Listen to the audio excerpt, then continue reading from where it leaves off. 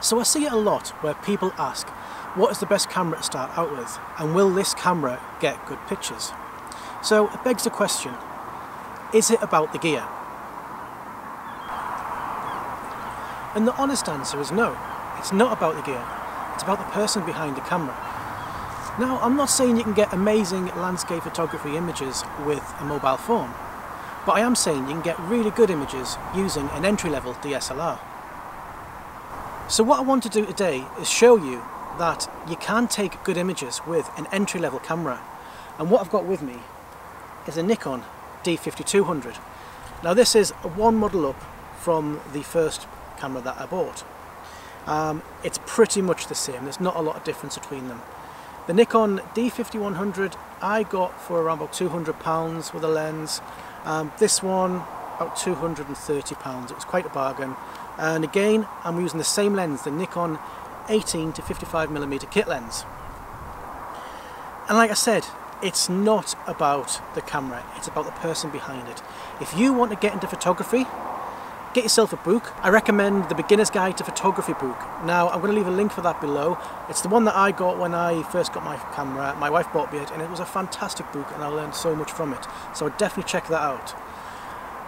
And yeah, just learn the settings, learn to get into manual mode. I first started by going into aperture mode, learning how the shutter speed adapted from there, and then working my way into fully manual. Now, if I'm out and about with the family, I will still use aperture priority mode. And the reason is, you set your aperture and you're changing the light and you're taking photos of people or your children, and you just want to have the shutter speed to match the exposure you want. So it's not always ideal going into manual and changing that shutter speed to adapt it each time. But generally, if I'm doing landscape photography, I always stay in manual mode. And that just gives you much more control over the camera and the settings that you want to use. So what I'm going to do today, I'm near my local river. It's not the best lighting conditions, the sun's out, but I'm going to go down on the riverbed. I'm wearing flip-flops, which isn't ideal, but I'm going to go down there and I'm going to show you that you can get some great images with an entry-level DSLR and a kit lens. I've also purchased a Holga lens. Now, this cost me £1 plus postage on eBay. And it's a little plastic lens, it's nothing ideal, it's nothing great, but you can get some really good arty images of it. It's designed as a pinhole lens, it's got one little pinhole, little pins around it. It's nothing special, but it shows you can even get good images with a £1 lens. So you may remember previously mentioning doing a feature on lenses, where I was going to buy cheap lenses, try them out, let you know what you can get with a budget lens, sell it on, and then buy another. Now, if you remember, I got a 55 to 200 lens from Andy Sheeder for £20, which was fantastic. Thank you again, Andy Sheeder.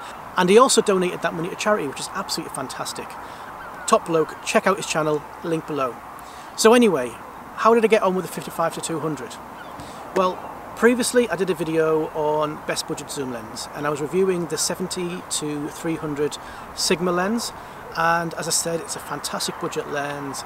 You know, I love the macro feature on it. I love the fact it was just zoom lens, got really good images, and I've sold it.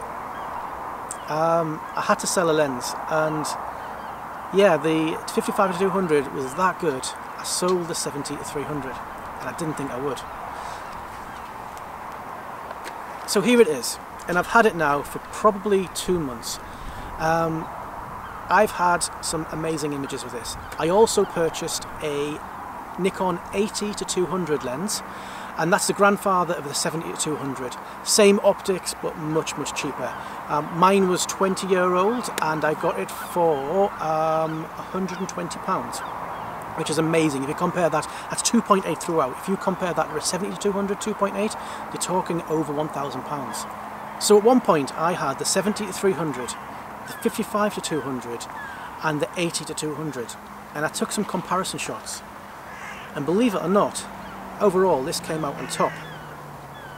It's fantastic, and it's got image stabilization. The one thing that I miss about the 70 to 300 is the macro ability. So, but other than that, this is a fantastic lens. Really sharp, really good throughout, and I've used this on various occasions. I used it at an event, Hadrian's Wall, and I even shot in JPEG, and the reason for that was I only took one SD card out of me accidentally and I wanted to get the whole event, so I shot in JPEG and I was pretty impressed with the results, to be fair. I've used it in various different places and I'm going to show you some of those images, and yeah, definitely recommend it. So thank you very much, Anishita. For now, this remains in my bag. So I sold the 70-300 to fund my next purchase, and I got the, what did I get? Let me check.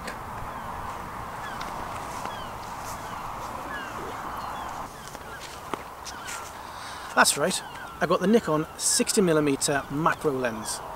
I missed the macro so much, I just had to get me a macro lens, and I thought it'd be a great budget lens to try out. I mean, I paid just over £100 for this. Again, it was around about £110, and I'm going to do a feature on this next. I'm not going to give anything away just yet. I've had a little play with it, maybe a little sneak preview, but let's just say I'm enjoying this lens. But anyway, let's do it. Let's do the budget gear review. I've got the Nikon D5200, the 18-55mm lens. Let's go get some images.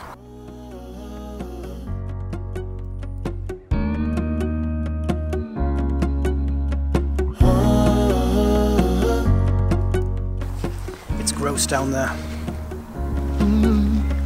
I'm looking up from my window. Sun's coming up like the day before. You're like a stone on my pillow. I don't make a sound when I shut the door. You don't have to wake up yet. We can spend all day. I am seriously regretting wearing flip-flops. I'll put the TV in the room. We'll have a Netflix marathon, Kenny G saxophone. We'll order in a bunch of food. I'll put your favorite music on, all the way baritone. Yeah. Shut the lights, go infrared.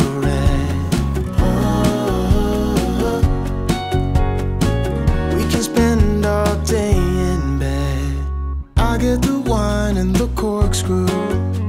You don't have to do one single thing. You don't know how much I want you. Just looking at you makes my whole world spin. So initially I was going to shoot the bridge with this huge branch as foreground interest, but it's so big as I've come up to it, I think it's just overpowering. It's too big for a foreground when the background itself is quite a big focal point. I think I need something smaller. I think this would probably work better in maybe a desert scene. You know, you get the branch on its own in the sand and that becomes the strongest point of the image, leaving the background just to fade out. Whereas here, I think the foreground and the background will just battle each other and it's just contending for the viewer's eye. So I don't think I'm going to use this. I need to find some smaller foreground. So I'm going to go further along there and just let's see what we can get.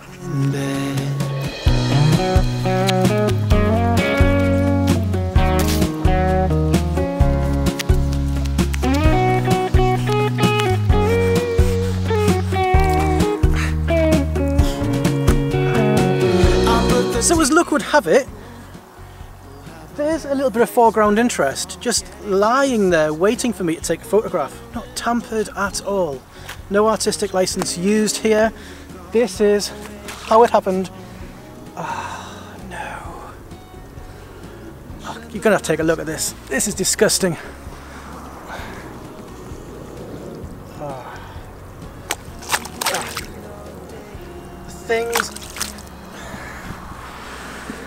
The things we do for an image. Well anyway, let's get set up. I'm going to have to get the D5100 out my bag, get it on this tripod mount, get going.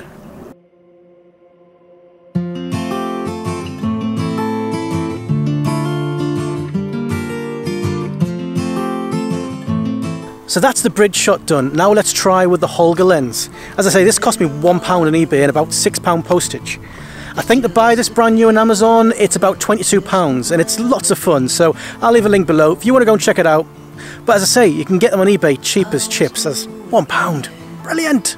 If you're just a hobbyist and you just want to go out and take some great images, get yourself an entry-level DSLR, kit lens, just get out and take some images. It's really, there's nothing else to it, just a tripod. My first tripod lasted me, I mean it's still going now, but it was getting a little bit rusty because I take it on the beach all the time. It was 50 quid on Amazon and it was a great sturdy tripod. You came in my life, I wanna see your face. Never will I be the same again.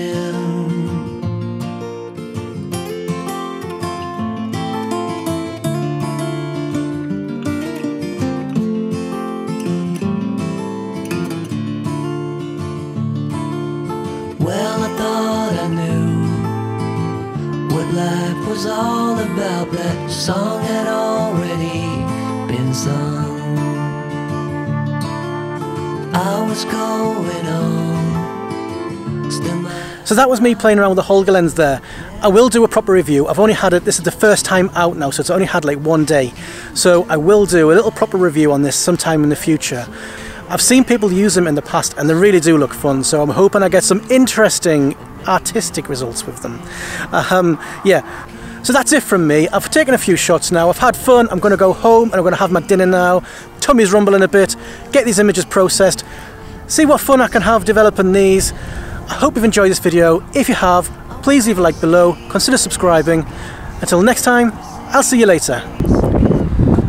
I really didn't make it far. Just walking home and I walked past this bit here and I saw the sunlight was just shining nicely on it.